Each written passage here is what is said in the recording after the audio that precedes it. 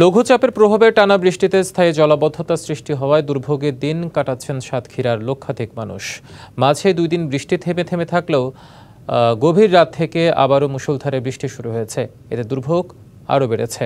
প্রথম দফার বৃষ্টি জমে থাকা পানি এখনও সরে যায়নি। এর মধ্যে আবারও ভারী বৃষ্টিপাত শুরু হওয়ায় উদ্বিগ্ন হয়ে পড়েছেন এসব এলাকার বাসিন্দারা। বিষাক্ত সাপসহ পোকামাকড়ের উৎপাত বৃদ্ধি পাওয়ায় আতঙ্কগ্রস্ত হয়ে পড়েছেন তারা। ইটগাছা, কুখরালি, কাটিয়া, বদ্দিপুর কলোনি, রাজারবাগান, সরকারি কলেজ সড়ক, পুলিশ লাইন সড়ক, খড়িবিলা, রসুলপুর, মধুমোল্লারডাঙ্গি এবং সদর উপজেলার ব্রহ্মরাজপুর, লাফসা, ঝাউডাঙ্গা, ফিংড়ি, ধুলিহরের বিস্তীর্ণ এলাকা প্লাবিত হয়ে বাড়িঘরে পানি উঠেছে। ভেসে গেছে মৎস্যক্ষেত, কৃষিক্ষেত, ডুবে গেছে রাস্তাঘাট। এছাড়া আশাশুনি, তালা ও কলরুয়ার কিছু এলাকাও প্লাবিত হয়েছে।